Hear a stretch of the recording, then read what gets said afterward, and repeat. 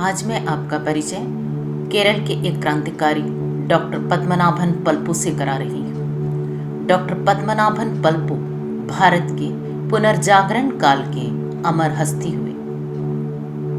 इनका जन्म 2 नवंबर 1863 को पेटा, वर्तमान तिरुवनंतपुरम जिला, केरल में हुआ था।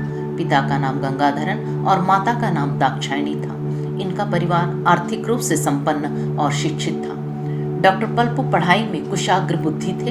1884 के मेडिकल प्रवेश परीक्षा में वे ट्रावणकोर में चौथे स्थान पर रहे, परंतु जातिगत भिन्नता के कारण उनका प्रवेश मेडिकल कॉलेज ट्रावणकोर में निषिद्ध हुआ। वे केरल के इजवा हिंदू समुदाय से थे। जातिगत विभेद के कारण उन्होंने अपनी मेडिकल की पढ़ाई मद्रास मेडिकल कॉलेज से पूरी की और उच्च शिक्षा के लिए इंग्लैंड चले गए। पढ़ाई पूरी कर लौटने पर ट्रावणकोर में उन्हें नौकरी नहीं मिली, अतः डॉक्टर पल्पू ने अपनी चिकित्सा सेवा मैसूर से आरंभ की। जातिगत सामाजिक विभेदों ने एक जीवाणु शास्त्री को सामाजिक क्रांतिकारी बना दिया। जीवन के अंत तक इस क्रांति के वे सशक्त सिपाही बने रहे। विशेषतः राजकीय और पुरोहिताई व्यवस्था का विरोध करते रहे। इस संबंधित कुव्यवस्था से मुक्त समाज के निर्माण के अजेय निर्माता बने रहे। डॉक्टर पल्पू और उनकी पत्नी भाग्यवती की 5 संतानें हुई, 3 पुत्र और 2 पुत्रियां।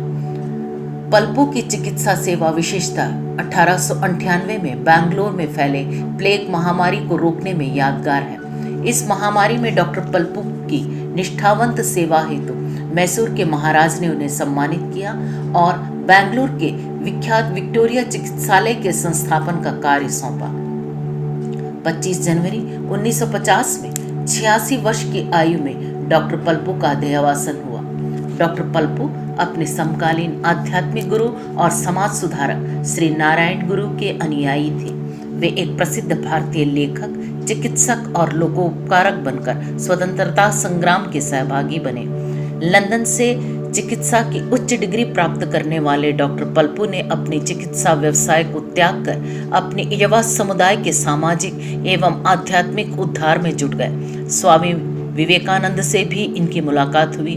उनकी सलाह पर वे श्री नारायण गुरु से जुड़े। केरल के इतिहास का स्वर्णिम पृष्ठ है इजवा स्मारक। डॉक्टर पल्पू पुरातन धर्म के सिद्धांत और श्री नारायण गुरु के आदर्शों पर चलकर लोकोपकारक कार्य किया।